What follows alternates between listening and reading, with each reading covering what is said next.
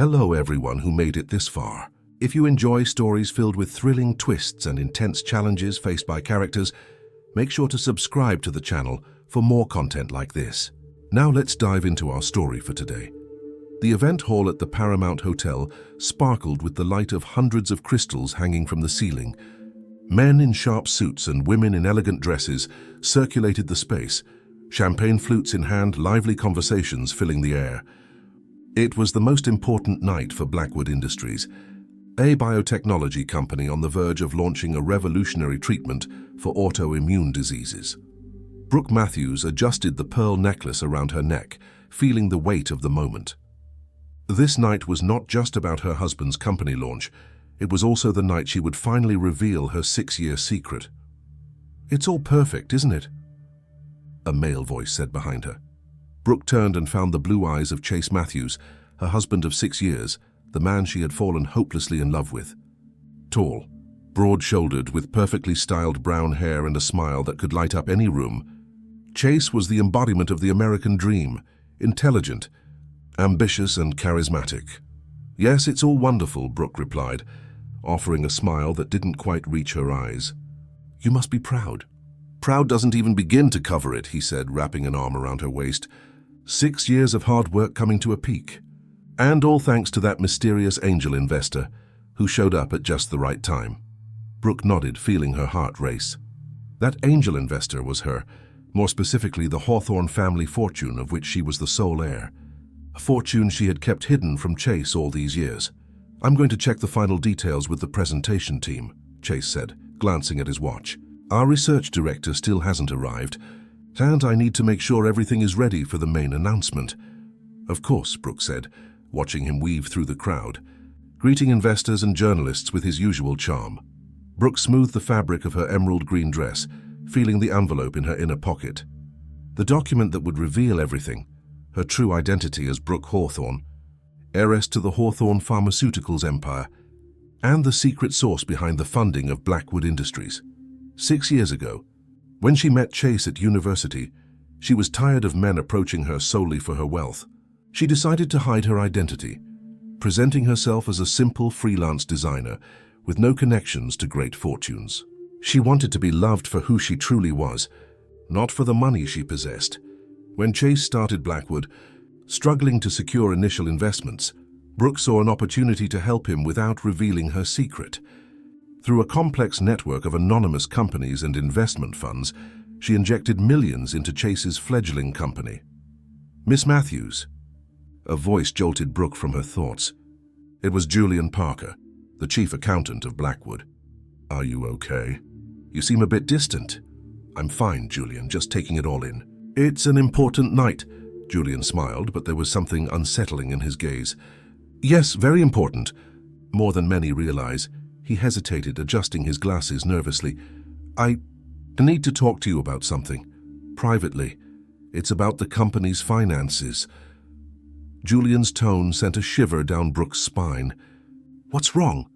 "I found some discrepancies in the accounting books. Large sums being funneled into offshore accounts. I tried to speak with Chase, but he's been avoiding me. I thought maybe you—" Julian abruptly stopped, looking over Brooke's shoulder. "We'll talk later. Come to my office tomorrow." Julian quickly walked away, leaving Brooke with a growing sense of unease in her chest. She looked around, trying to find Chase, but couldn't spot him in the crowd. She decided to look for him in the back rooms, where the technical team was finalizing preparations for the main presentation. As she walked through the hotel's lavishly decorated corridors, Brooke heard voices coming from a side meeting room. The door was slightly ajar, and she immediately recognized Chase's voice. She was about to enter when she heard a female voice that made her freeze.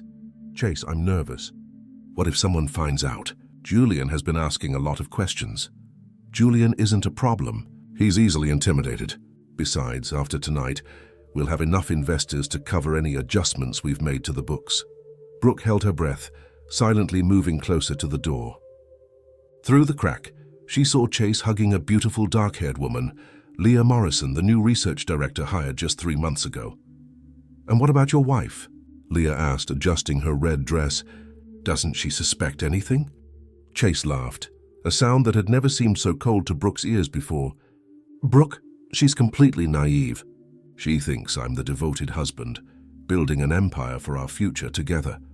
And what happens to her once we secure the funding? The divorce, of course. Our prenup is bulletproof. She gets her modest designer salary and I get the company. Then we can finally stop pretending and be together openly. Brooke's legs went weak. She leaned against the wall, feeling the world spin around her. 6 years of marriage. 6 years believing she had found a man who loved her for who she was, not for what she owned. And it was all a lie. In that moment, another truth hit Brooke with full force. Chase didn't know who she really was.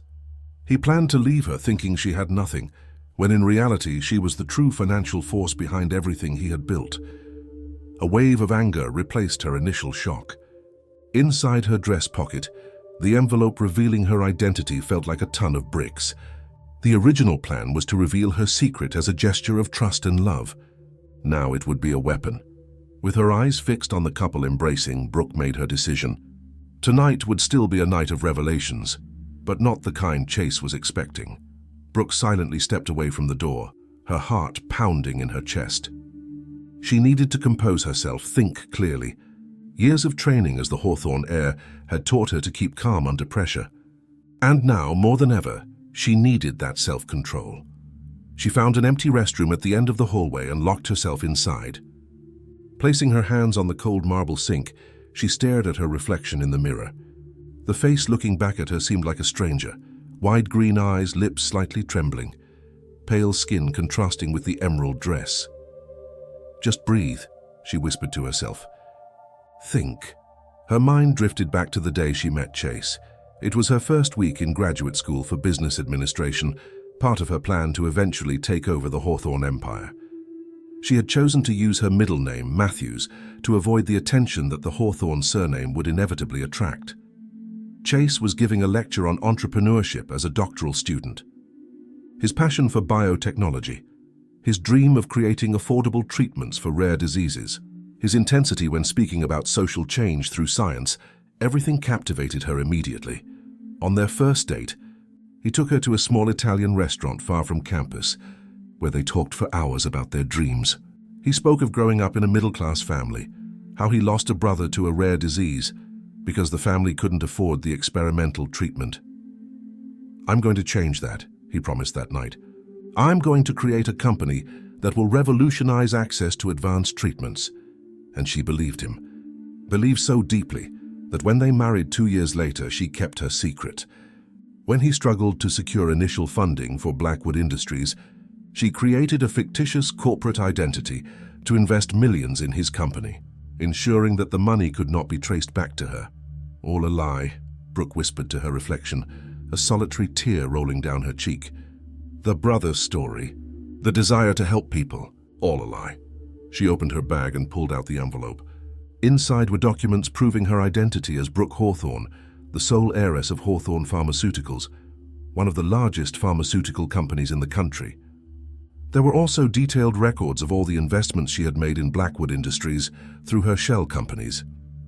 Originally, she had planned to hand these documents to Chase privately after the launch event. She wanted to share her secret as a gift, a final proof of her trust and love for him. Now, those same documents would be her revenge, but first, she needed more information about the discrepancies Julian had mentioned. If Chase was siphoning money from the company, she needed concrete evidence. Brooke wiped her tears, fixed her makeup, and left the restroom with renewed determination. In the main hall, the crowd had thickened. Technology and health reporters, potential investors, and key figures from the pharmaceutical sector filled the space. She spotted Julian standing near the bar, looking visibly anxious as he checked his phone repeatedly. Brooke approached casually. "Julian," she said quietly, "I need that information now, not tomorrow." The accountant glanced around nervously. "Not here. It's too risky. I need to know as soon as possible. The presentation starts in an hour." Julian hesitated, then pulled a small USB drive from his inner jacket pocket. "It's all here. Transfer records, forged documents, fake invoices. He and Leah have siphoned millions, mostly from the money that came from that anonymous investor. Ironically, Chase was stealing the money she had secretly invested. The irony of the situation almost made her laugh. Thank you, Julian. She tucked the USB drive into her bag. Why are you helping me? Julian adjusted his glasses nervously. Because I know who you really are, Miss Hawthorne. Brooke froze. How? I've been an accountant for 20 years. I follow the money. It's what I do. I noticed the pattern of investments years ago. I didn't say anything because I respected your desire for privacy. He hesitated. And because I believed Chase was a good man with a noble vision. But now I know I was wrong. What he and Leah are doing isn't just unethical, it's criminal. Brooke nodded slowly. And the revolutionary treatment that will be announced today. Julian shrugged. It works as far as I know. The researchers are brilliant, but Chase planned to inflate the treatment's price, turning it into yet another inaccessible medication for most people. He glanced at his watch. I have to go. Good luck, Miss Hawthorne. As Julian walked away, Brooke saw Chase emerging from a side corridor, now perfectly presentable, showing no signs of the intimate meeting with Leah. Beside him was Leah Morrison herself, maintaining a professional distance. Though Brooke could now see the furtive glances exchanged between them, Chase spotted Brooke and waved, flashing a radiant smile. She forced a smile in return, feeling the weight of the USB drive in her bag. Where have you been? He asked as he approached. I've been looking for you. The presentation starts in 45 minutes. Just touching up my makeup, Brooke replied softly. I want to look perfect for my husband's big moment. Chase smiled, placing his hand on her waist. You look stunning, as always. He turned to Leah. Brooke, you remember Dr. Morrison, our research director? Of course, Brooke said, extending her hand. How could I forget? Your work will be the star of the night, right? Leah smiled tightly, shaking Brooke's hand. It's a team effort. Chase is the true visionary. Yes, Brooke agreed, looking directly into the woman's eyes. Chase always had a special talent for creating convincing illusions.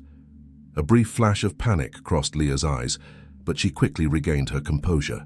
If you'll excuse me, I need to review my slides one last time. As Leah walked away, Chase tightened his grip around Brooke's waist. Are you okay?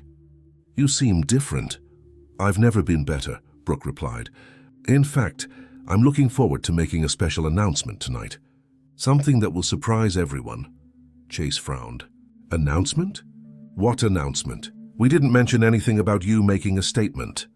It was a last-minute decision, she said, smiling sweetly. Don't worry. I won't steal your moment of glory. In fact, I think it will complement your presentation perfectly. Before Chase could ask more, they were interrupted by a group of potential investors. Brooke watched as her husband instantly transformed into the charismatic CEO, captivating the businessman with promises of extraordinary returns and revolutionary advances. She discreetly stepped away, heading to a quieter corner of the hall. Pulling her phone from her bag, she dialed a number she hadn't used in years. Law Office of Morgan & Associates, a female voice answered. This is Brooke Hawthorne. I need to speak with Richard Morgan immediately. It's an emergency. There was a pause. Miss Hawthorne. Of course, I'll transfer you right away. Moments later, the familiar deep voice of Richard Morgan, the Hawthorne family lawyer for 3 decades, came through the phone. Brooke, this is a surprise. You rarely use this number. I need your help, Richard. And I need it now. The event hall was beginning to organize for the main presentation. Hotel staff guided guests to their seats, while the technical team made final adjustments on stage. Large screens displayed the Blackwood Industries logo, a sleek stylized B in green and silver, symbolizing innovation and hope. Brooke watched everything from a discreet corner, her phone still in hand after the conversation with Richard. The lawyer had been shocked by her request, but agreed to act immediately. I'll be there in 20 minutes with the necessary documents, he assured. And I've alerted our contacts in the authorities. They're just waiting for your signal. As she waited, Brooke inserted the USB drive Julian had given her into her tablet. The files confirmed everything: bank transfer records to accounts in the Cayman Islands, forged invoices for services that never existed, fictitious consulting contracts. Chase and Leah had siphoned approximately $32 million in the last 2 years. The most shocking revelation, however, was finding emails between Chase and various pharmaceutical executives discussing the pricing strategy for the new treatment. The medication, which cost less than $100 per dose to produce, would be sold for over $20,000 per monthly treatment. And to think I believed your speech about accessibility, Brooke murmured, feeling a new wave of anger. Her phone vibrated with a text message. I've arrived. I'm at the reception. Richard. Brooke quickly replied, wait for my signal. Keep the authorities on standby. She tucked her phone and tablet away, adjusted her dress and walked toward the front row of seats, where a spot was reserved for her. On her way, several guests greeted her, many commenting on Chase's success and the historical significance of the night. You must be so proud of your husband, remarked an investor's wife. He will certainly get what he deserves tonight. Brooke replied with an enigmatic smile. Once everyone was settled, the lights dimmed and an inspiring music began to play. Chase took the stage, impeccable in his dark grey suit, confidently smiling at the applauding audience. Good evening, everyone, he began, his amplified voice echoing through the hall. Thank you for being here tonight for this historic occasion. When I founded Blackwood Industries 6 years ago, I had a simple yet ambitious dream to revolutionize the treatment of autoimmune diseases and make it accessible to all. Brooke watched her husband's masterful performance, noticing how each gesture, every pause, every modulation of voice was calculated to generate empathy and admiration. He was a master of emotional manipulation, something she was only just now fully recognizing. My personal inspiration came from a family tragedy, Chase continued, his voice intentionally choking up. My younger brother Thomas passed away at 16 from a rare autoimmune disease because my family couldn't afford the experimental treatment that could have saved him. Brooke clenched her fists. Thomas never existed. It was all part of the elaborate story Chase had created for himself. The idealistic entrepreneur, motivated by noble purpose, driven by a personal loss. Today, I'm thrilled to announce that Blackwood Industries has received regulatory approval for Immunogen, our revolutionary treatment that promises not only to treat, but potentially reverse the damage caused by various autoimmune diseases. The audience erupted in enthusiastic applause. Chase gestured, and Leah joined him on stage, beginning to explain the technical aspects of the treatment, presenting slides with impressive graphs of clinical results. As the technical presentation continued, Brooke sent a message to Richard, be ready, after the CEO finishes and before the questions start. Finally, after nearly 40 minutes of presentation, Chase took the microphone again. As you can see, Immunogen represents an unprecedented breakthrough, and this was made possible thanks to the brilliant team at Blackwood, led by Dr. Morrison, and our brave initial investors who believed in our vision. He paused dramatically, looking directly at Brooke. Especially our mysterious angel investor, whose generosity has allowed us to come this far.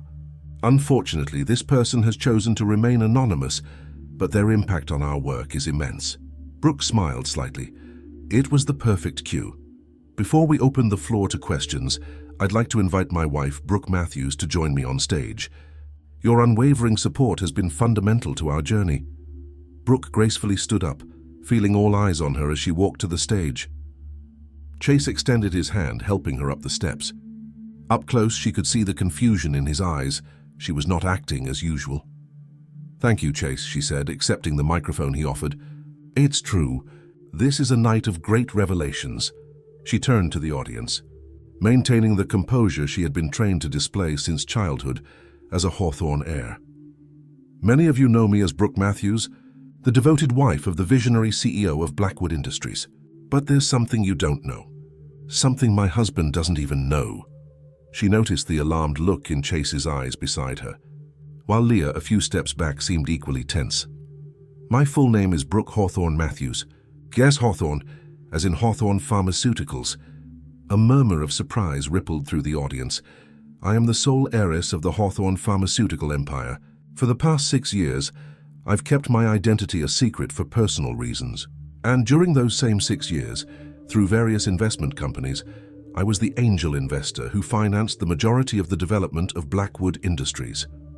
The whispers grew louder. Chase had turned pale beside her, opening and closing his mouth, unable to articulate words. I plan to reveal my identity tonight, as a gesture of trust and commitment to the vision of Blackwood. Unfortunately, I discovered that this vision is not what it seems. Brooke signaled to a technician who connected her tablet to the projection system. The screens around the hall changed, now displaying the documents from Julian's USB drive, transfer records, forged invoices, and incriminating emails. In the past 2 years, CEO Chase Matthews and Director of Research Leah Morrison have siphoned over $32 million from the company into offshore personal accounts. Money that should have financed additional research, hired qualified personnel, and reduced the final cost of treatment for patients. The room exploded in shocked exclamations. Photographers began flashing their cameras as journalists typed furiously on their devices. Chase stepped forward toward the microphone. "This is absurd. Brooke, what do you think you're doing?" "Just revealing the truth, darling," she replied calmly. "Just like you planned to reveal your affair with Dr. Morrison and your plans for divorce after securing funding today. Or perhaps about how you intended to inflate Immunogen's price, turning it into yet another inaccessible treatment for most people, completely contradicting your supposed mission inspired by a brother who never existed." Chase's face contorted in a mixture of rage and panic. "You have no proof of that." "I have all the proof," Brooke replied, pointing at the screens. "And I have something else." She pulled a small recording device from her dress pocket. Pressing a button, Chase's voice filled the hall. "Brooke? She's completely naive. She thinks I'm the devoted husband, building an empire for our future together. And what happens to her once we secure the funding? The divorce, of course. Our prenup is bulletproof. She gets her modest designer salary, I get the company. Then we can finally stop pretending and be together openly." The silence that followed was deafening. Then, like a wave, murmurs began to rise, quickly turning into an uproar. Reporters surged forward, shouting questions while investors expressed their outrage. Federal agents ascended to the stage. One of them said formally, "Chase Matthews and Leah Morrison, you are being detained for investigation of corporate fraud and embezzlement." As the agents read Chase and Leah their rights, Brooke watched the scene with an exterior calm that masked the emotional storm inside her. 6 years of marriage, of trust, of love, all destroyed in a single night. But as she watched her husband being led out of the hall, Brooke knew that tonight marked not just the end of a chapter in her life, but the beginning of another, one where she would no longer have to hide or downplay her true identity. It was time for Brooke Hawthorne to take control of her destiny. The media coverage in the following days was overwhelming. Hawthorne heiress unmasks fraudulent husband graced the front page of the New York Times. "The scam of the century. Biotech CEO defrauds billionaire wife," screamed Forbes. Hawthorne versus Blackwood, the scandal that shook the pharmaceutical industry, announced the Wall Street Journal. Brooke watched the stack of newspapers and magazines on her desk as she worked in her new office at Hawthorne Pharmaceuticals headquarters. After 6 years away from the family business, she had returned as CEO, determined to steer the company towards a more ethical and socially responsible path. "More coffee, Mrs. Hawthorne?" asked her new assistant, Elena. "Please," Brooke replied, rubbing her temples. She was still getting used to being called by her real name in public. The 2 weeks since the fateful launch event had been intense. Blackwood Industries collapsed almost immediately after the scandal was revealed. Investors pulled their offers, corporate partners cancelled contracts, and stock prices plummeted. However, Brooke acted quickly to salvage what could be saved. As the majority shareholder, she dissolved Blackwood's board of directors and initiated a process to integrate the company into Hawthorne Pharmaceuticals, preserving jobs and, more importantly, the promising Immunogen treatment. The door to her office opened, and Richard Morgan entered, carrying a folder. "Good news," he announced. The judge denied bail for Chase. The prosecution was able to convince him that there's a flight risk, especially considering the offshore accounts. Brooke nodded. "And Leah? She's cooperating with authorities in exchange for a reduced sentence. Apparently she has quite a bit to say about Chase's activities." "I imagine so." Brooke stood up and walked to the panoramic window, which offered a stunning view of downtown Manhattan. "When can I expect the divorce papers?" "They've already been filed. We're requesting an expedited process, given the circumstances." "As for the prenup," Brooke smiled sadly. "The irony, isn't it? The agreement Chase thought would protect him will end up protecting me. He won't have any claim to my personal fortune or the company's shares. Richard cleared his throat before continuing. About the Blackwood research team. Everyone has received offers to continue at Hawthorne, Brooke interrupted. I want to keep the immunogen project intact. It's a revolutionary treatment that can help millions of people. I won't let Chase and Leah's greed destroy something so important. Julian Parker accepted the position of CFO? Yes, he started yesterday. We need someone with integrity overseeing the finances. Richard nodded, approving the decision.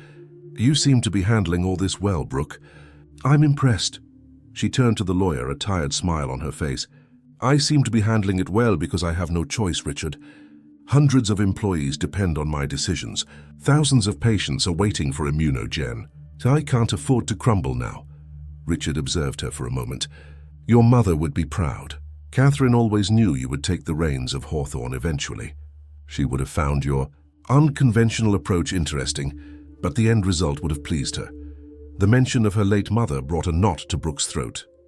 Catherine Hawthorne had passed away 7 years ago, just a few months before Brooke met Chase. Perhaps, if her mother were still alive, she would have been more cautious, less impulsive in her desire to be loved for who she was, not for the name she carried. Thank you, Richard. That means a lot. After Richard left, Brooke returned to her desk, reviewing the plans to relaunch immunogen under the Hawthorne brand. Unlike Chase's original plans, she was determined to make the treatment accessible. With a subsidy program for low-income patients, a knock on the door interrupted her thoughts. Come in. It was Julian Parker, looking much more at ease than during the days he worked under Chase's command. Sorry to bother you. Mrs. Hawthorne, I brought the financial reports you requested and, well, there's something else I'd like to discuss. Of course, Julian. Have a seat. The accountant adjusted his glasses, a nervous habit Brooke had noticed. It's about Dr. Samantha Chen, the lead researcher on immunogen. Is there a problem with her? Not exactly. She developed an alternative treatment protocol that can significantly reduce production costs, making the medication even more accessible. Chase and Leah had shelved the research because it would diminish the profit margin. Brooke felt a wave of indignation, followed by determination. I want a meeting with Dr. Chen today. This research will be our top priority. Julian smiled, visibly relieved. I've already scheduled it for 2 o'clock, hoping you would approve. Excellent initiative. Brooke paused, studying the man in front of her. Julian, why did you stay with Chase for so long, seeing what he was doing? The accountant looked surprised by the question. Well, initially I believed in the company's mission. When I started to notice the irregularities, I thought they were administrative errors. When I realized they were intentional, it was too late. I was afraid of losing my job, of being implicated. He hesitated. And then I found out who you really were. I started gathering evidence, waiting for the right moment. You risked a lot, Julian shrugged. Sometimes you have to choose a side. After Julian left, Brooke allowed herself a moment of quiet. She thought of all the people who had been deceived by Chase, including herself. But she also thought of those like Julian, who chose integrity even when it would have been easier to look the other way. The intercom on her desk buzzed. Mrs. Hawthorne? Your sister is online too, Brooke smiled. Her sister was actually her childhood best friend, Rebecca, the only person besides Richard who always knew who she truly was. Since the scandal, Rebecca had become her safe harbor, offering the emotional support Brooke desperately needed. Rebecca, it's so good to hear your voice. How are you feeling today, CEO Hawthorne? Rebecca asked in her usual playful tone. Like I've been hit by a train, but at least the train had the decency to drop me off where I needed to go. Rebecca laughed. That's the Brooke I know, always finding the silver lining. I'm trying, Becca. Some days are harder than others. There was a pause. Have you visited him? Brooke knew exactly who Rebecca was referring to. No, I don't know if I'll ever want to see Chase again. Understandable. But eventually you'll need closure, Brooke, to move forward completely. Maybe, but not now. I have a company to restructure, a drug to launch, a reputation to rebuild, and a life to live, Rebecca added softly. Don't forget that. You are more than just the Hawthorne heiress, or Chase Matthews' ex-wife. You are Brooke, my best friend who loves pistachio ice cream at 3 in the morning and cries watching documentaries about penguins. Brooke felt a genuine smile form on her lips for the first time in weeks. Thank you for reminding me. That's what Heart Sisters are for. 3 months had passed since the night Brooke exposed Chase's fraud. Autumn had given way to winter, and the city was covered with a thin layer of snow that sparkled under the holiday lights. The office of Hawthorne Pharmaceuticals was decorated with subtle garlands and lights, creating a festive atmosphere that contrasted with the seriousness of the matters being discussed in the main conference room. The results from the new clinical trials with Dr. Chen's protocol are extraordinary, explained Samantha Chen, a 40-year-old woman with bright, intelligent eyes behind round glasses. Efficacy has increased by 12%, while production costs have dropped nearly 30%. Brooke watched the projected graphs, feeling a genuine satisfaction. This means we can significantly reduce the final price for patients, right? Absolutely, Julian, who was also in the meeting, confirmed. With these numbers, the monthly treatment would cost approximately $2,500 instead of the $20,000 Chase planned to charge. And with the subsidy program, many patients will pay even less. When can we officially launch Immunogen? Brooke asked. Samantha adjusted her glasses. If we maintain this pace, we'll be ready by the second quarter of next year. Perfect. Brooke closed the folder in front of her. Dr. Chen, your work has been extraordinary.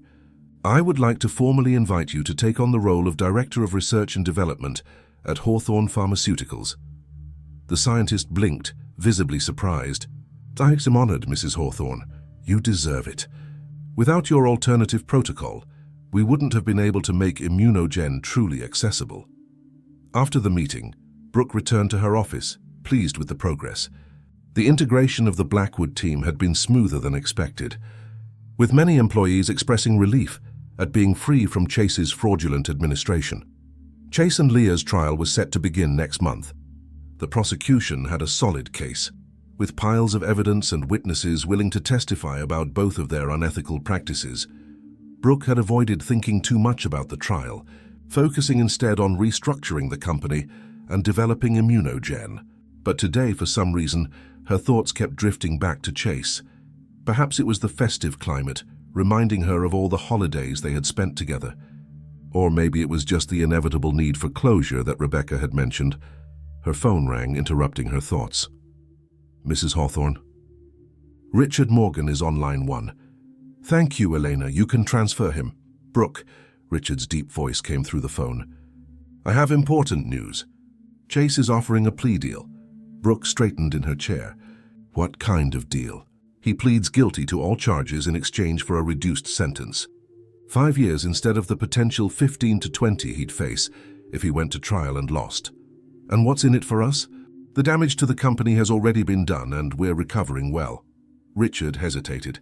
Part of the deal would include a full and detailed confession of all financial schemes.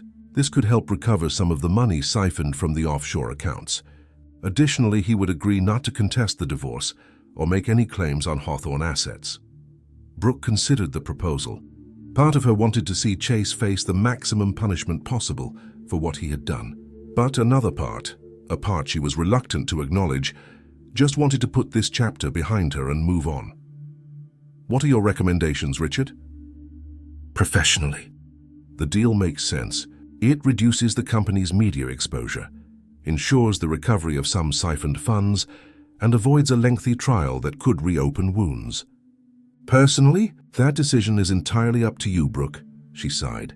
I need to think about it. When do they need an answer? Guys, by the end of the week. Understood. Thank you, Richard. After hanging up, Brooke stood and walked to the window. The city sparkled under the night sky, millions of lights contrasting with the darkness. 6 years of marriage. 6 years living a lie, loving a man who never truly existed. The Chase she had fallen in love with, the idealist passionate about making a difference, was merely a carefully crafted facade to gain her trust and ultimately, her money. But what about Brooke Matthews, the middle-class freelance designer? Wasn't she also a facade? Hadn't she also lived a lie during those same 6 years? The uncomfortable truth was that they had both deceived each other. The motivations were entirely different. She sought genuine love. He sought financial gain, but the fact remained. Their marriage had been built on falsehoods from both sides. Her phone rang again. "Rebecca is here to see you." "Mrs. Hawthorne," Elena informed. "Please send her in." Moments later, Rebecca entered the office carrying 2 glasses and a bottle of wine. "I thought we might need this," she said, placing the glasses on the coffee table. "Elena mentioned you seemed tense today." Brooke smiled, grateful for Rebecca's friendship. "Chase is offering a deal with the prosecution." Rebecca poured the wine as Brooke explained the proposed terms. "What are you going to do?" Rebecca asked, handing a glass to Brooke. "I don't know. Part of me wants to see him pay for every lie, every betrayal, but another part just wants to finalize this." Rebecca took a sip of her wine, thoughtful. "Can I ask a difficult question?" "Of course. Have you considered that maybe, despite everything, you still have feelings for him?" Brooke almost choked on her wine. "For Chase? After what he did?" "The human heart is complicated, Brooke. 6 years is a long time. You built a life with him, shared hopes, dreams, intimate moments. Those feelings don't just disappear overnight, even when the person turns out to be different than we thought." Brooke remained silent, reflecting on her friend's words. "I think I need to see him," she finally said, "before I make any decision about the plea deal. I need to look him in the eye one last time." Rebecca nodded slowly. "I think that's wise. You need that closure." The following morning, Brooke requested authorization to visit Chase at the detention center where he awaited trial. Richard used his connections to expedite the process, and by the next day, she was sitting in a sterile visiting room, waiting for her still husband. When Chase was brought in, Brooke barely recognized him. The man who was always impeccably dressed and well-groomed had been replaced by a thinner, more haggard version wearing the prison's orange uniform. His eyes, however, still held that intense sparkle that had drawn her in years ago. "Brooke," he simply said, sitting down across from her. "Chase." An awkward silence settled between them. Where to begin after such betrayal? "Your lawyer mentioned the deal," Brooke finally said. Chase nodded. "I thought you'd come for that. Actually, I came because I needed to see you. I needed to understand." "Understand what?" "If any part of it was real. If at any moment you really loved me, or if it was all just part of the scam from the start." Chase looked at his handcuffed hands on the table. When he finally spoke, his voice was softer than Brooke remembered. "I wasn't supposed to fall in love with you. You were a target." Rich, naive, desperately looking for someone to love her for who she was. The perfect plan. He paused, meeting her eyes. But something happened along the way. "You were different from anyone I'd ever met. Your optimism, your genuine kindness, it was irresistible. Then why the betrayal? Why Leah?" Chase looked away. "Because I'm weak, Brooke. Because when things get too complicated, I always look for an easy way out." Leah was convenient.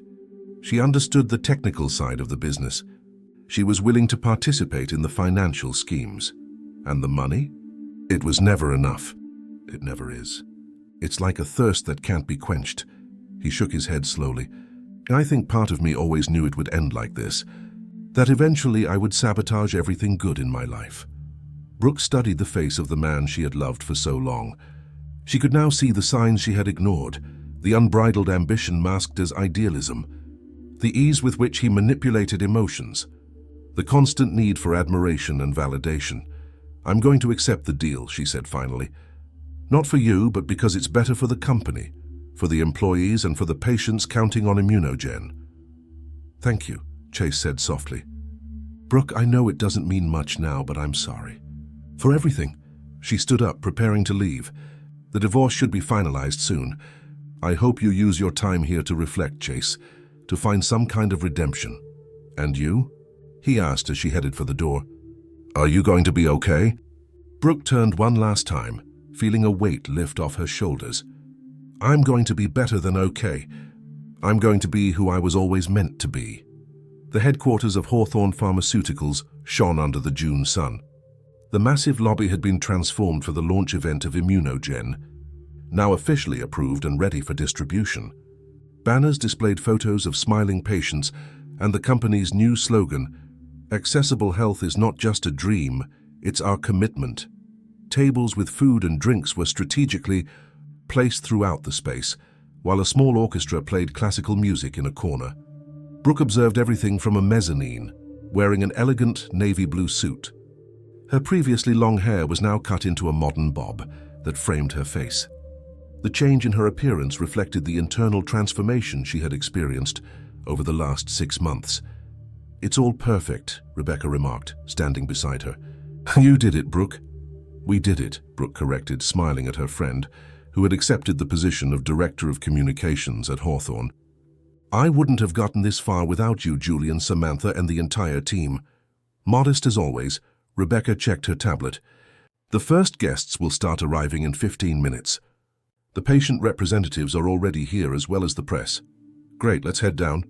As they walked to the elevator, Brooke reflected on the journey that had brought her to this moment.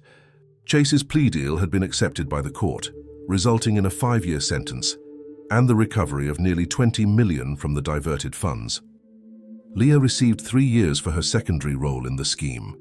The divorce was finalized without contestation, as agreed.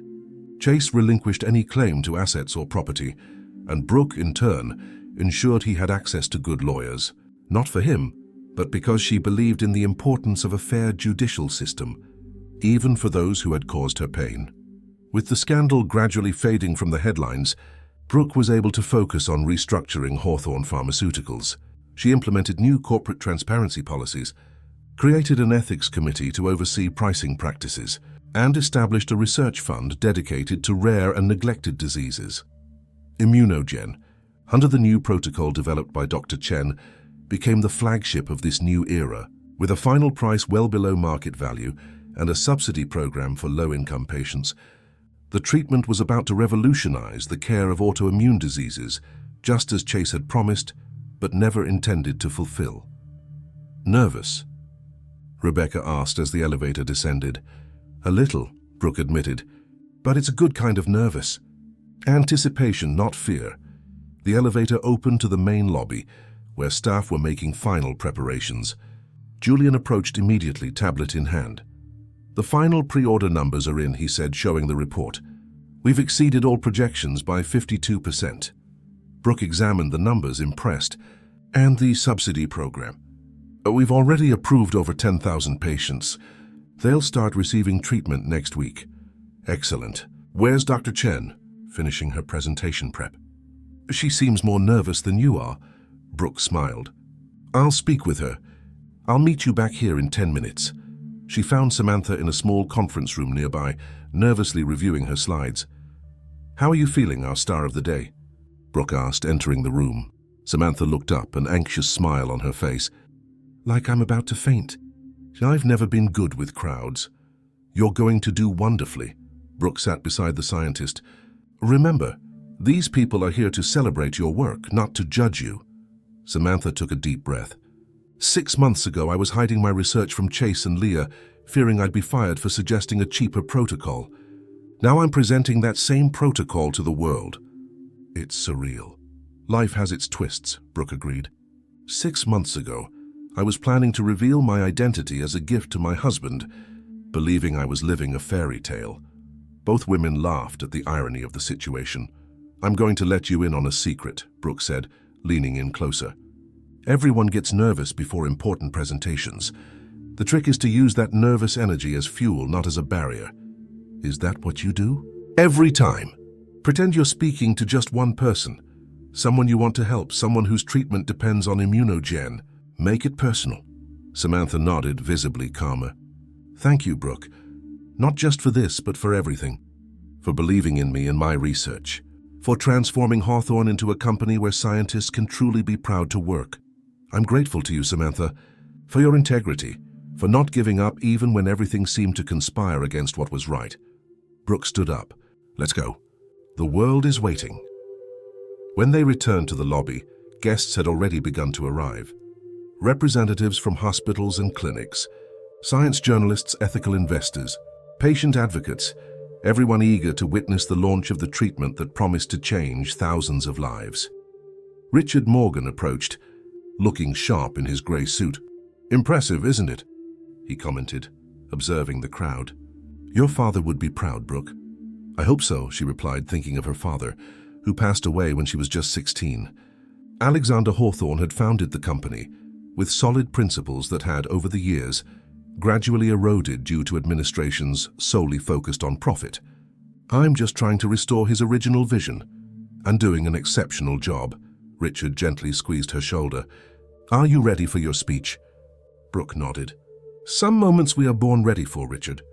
This is one of them. At exactly 11 o'clock, Brooke stepped onto the stage set up in the center of the lobby. The lights dimmed, and an expectant silence fell over the crowd. Good morning, everyone, she began, her voice firm and clear. My name is Brooke Hawthorne, and it is with immense joy and pride that I welcome you all to the official launch of ImmunoGen. She paused, observing the attentive faces in the audience. Journalists with their notepads, eager doctors wanting to offer new options to their patients, representatives from patient associations who had fought for years for more accessible treatments. Exactly 110 years ago, my grandfather, William Hawthorne, founded this company with a simple mission: to develop medications that could relieve human suffering. Over time, like many corporations, we strayed a bit from that original purpose, sometimes prioritizing profit over the well-being of the people we vowed to help. Brooke took a deep breath, feeling the historic weight of the moment. Today, we mark not only the launch of a revolutionary drug, but also the rebirth of Hawthorne Pharmaceuticals' original vision. ImmunoGen represents our renewed commitment to accessibility, ethics, and responsible innovation. She continued to explain the features of the treatment, emphasizing its effectiveness and, importantly, its accessible price and the subsidy program for low-income patients. This is just the first step of a new journey. In the coming years, Hawthorne will implement similar policies for all our drugs, ensuring that health is a right, not a privilege reserved only for those who can pay. Brooke made another pause, feeling a genuine emotion she hadn't planned for. Personally, this project holds very special significance for me. It represents the reaffirmation of who I am and what I value. It represents the ability to transform pain into purpose, disappointment into determination. Her eyes found Rebecca's in the front row, who smiled encouragingly. I know many of you are aware that my path to this moment has not been conventional. I spent years hiding my identity, seeking genuine connections in a world where the Hawthorne name opened doors, but also created barriers. In this journey, I learned valuable lessons about trust, authenticity, and resilience. She smiled, feeling a peace she hadn't experienced in a long time. I learned that our worth isn't in what we own or who we know, but in the choices we make when confronted with challenges. I learned that sometimes we need to lose something precious to rediscover something essential. And most importantly, I learned that it's never too late to start over, to rebuild, to redefine our story. The audience applauded spontaneously, many standing in approval. Now, it is my great pleasure to invite to the stage the true heroine of this story, the brilliant scientist whose work has made ImmunoGen not only effective, but truly accessible. Please welcome Dr. Samantha Chen, our Director of Research and Development. As Samantha ascended the stage, visibly nervous but determined, Brooke stepped aside, watching with a sense of genuine fulfillment. This was the legacy she wanted to build. Not an empire based on lies and greed, but a company that could truly make a difference in people's lives. Hours later, with the event officially wrapped up and only a few staff members finishing the breakdown, Brooke found herself again in the mezzanine, contemplating the now nearly empty lobby. Rebecca joined her, 2 glasses of champagne in hand. To the resounding success of the launch, she said, handing a glass to Brooke. And to new beginnings, Brooke added, toasting with her friend. They stood in silence for a moment, savoring the tranquility after the day's hustle and bustle. You know what's funny? Brooke finally commented. When I discovered Chase's betrayal, I thought my world had ended. I felt like everything I'd built over 6 years had been a complete waste of time. And now I realize those years weren't wasted. They were necessary to bring me exactly where I needed to be, to teach me exactly what I needed to learn. Rebecca smiled, which is that we can only be truly happy when we are authentically ourselves. That true love doesn't require masks, that our worth isn't in the judgment of others, but in the integrity of our actions. Brooke looked at the lobby once more, at the banners with pictures of patients who would benefit from ImmunoGen, and more importantly, that sometimes the worst betrayals can lead to the best redemptions, that the end of one story can be just the prologue to something much greater and more meaningful. Rebecca raised her glass again. To the true Brooke Hawthorne, finally free to be who she was always meant to be. Brooke smiled, feeling a sense of wholeness she hadn't felt in a long time. To the true Brooke Hawthorne. Folks, did you enjoy this thrilling journey of overcoming and redemption? If you were moved by Brooke's story as much as I was, don't forget to leave a like, subscribe to the channel, and share it with friends who you think will also be touched by this story. Your support is crucial for me to keep bringing captivating narratives like this. Now let's get to the conclusion of this incredible tale. That very night, after the toast with Rebecca, Brooke returned home, not to the mansion she had shared with Chase, but to a stylish apartment in the city center that she had purchased after the divorce. The place was smaller, cozier, decorated with pieces that genuinely reflected her personal taste, not the image she thought she needed to project. She kicked off her high heels, poured herself a glass of red wine, and walked out to the balcony. From there, she could see the city lights shining against the night sky, thousands of small bright dots forming an urban constellation. Her phone rang. It was Julian. "Sorry to bother you so late, Mrs. Hawthorne." "Julian, we've talked about this. After hours, it's just Brooke." She could imagine the accountant nervously, adjusting his glasses on the other end of the line. "Right, Brooke, I just wanted to inform you that the first batches of Immunogen will start being distributed tomorrow at 7 a.m. The trucks are already loaded, and the hospitals have been notified." "Thanks for the heads up, Julian. It's a big day for all of us." "Yes, it is," he paused.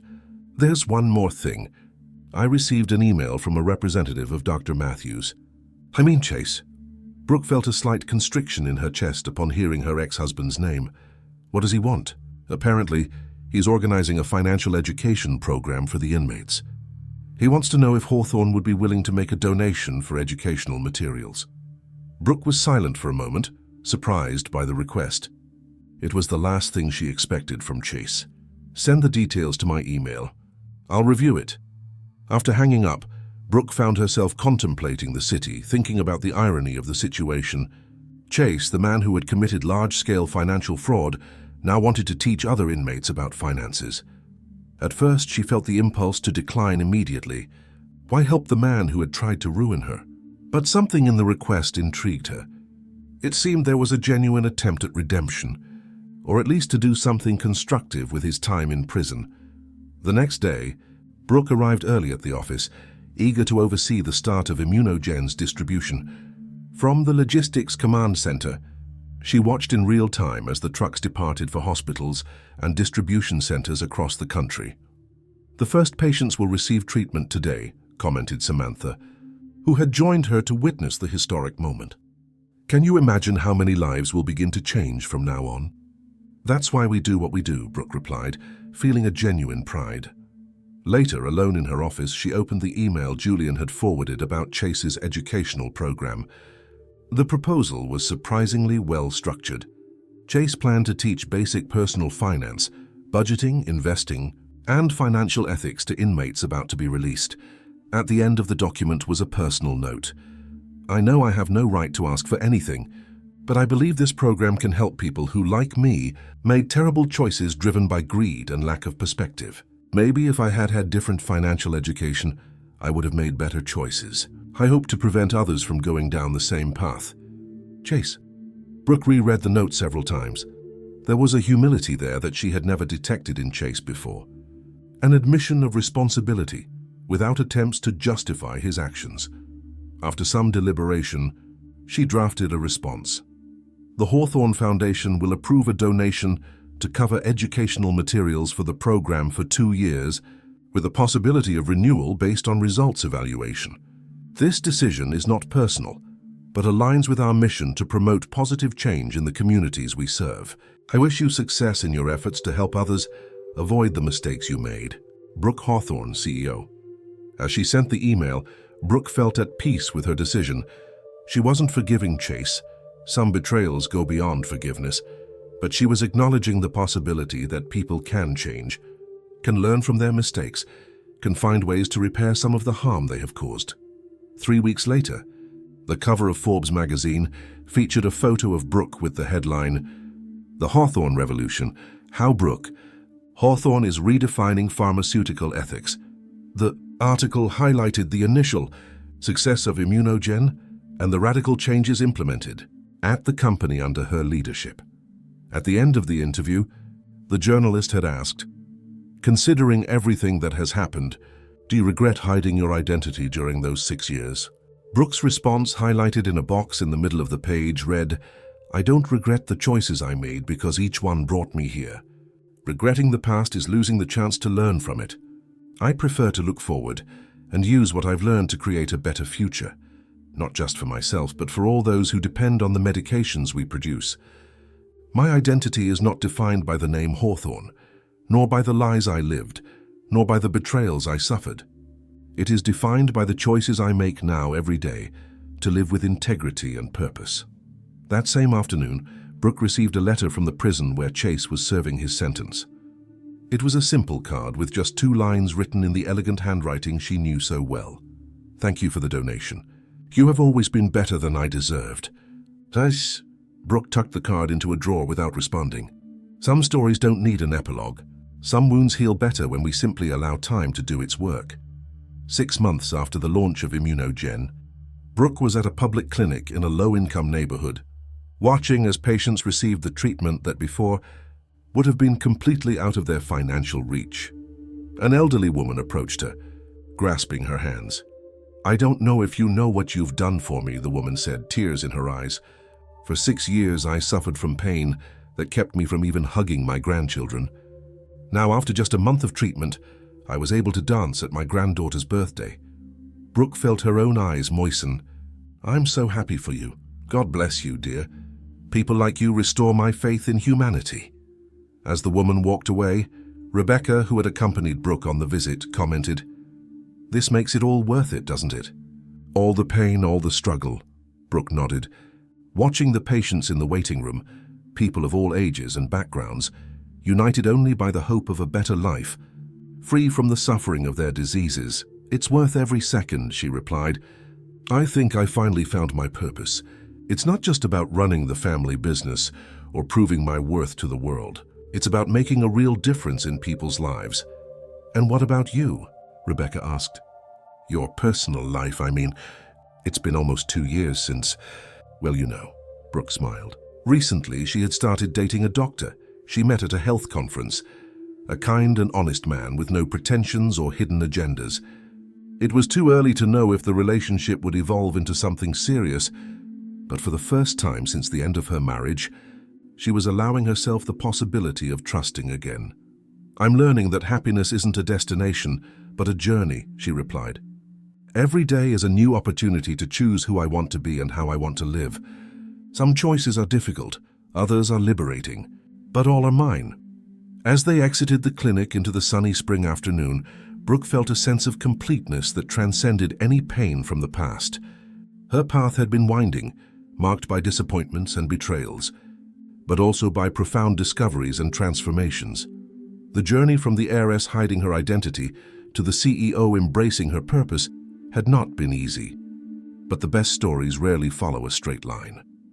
As she got into the car with Rebecca, Brooke glanced one last time at the clinic, at the people whose lives were being transformed by Immunogen. She smiled, knowing that she had found something far more valuable than the love she sought while hiding her identity years ago. She had found her true self. So, everyone, what did you think of this story of overcoming and rediscovery? If you were moved by Brooke's journey as much as I was, don't forget to leave that like, subscribe to the channel, and share it with your friends. Your comments are super important to me, so tell me what touched you the most in this narrative. Until the next story.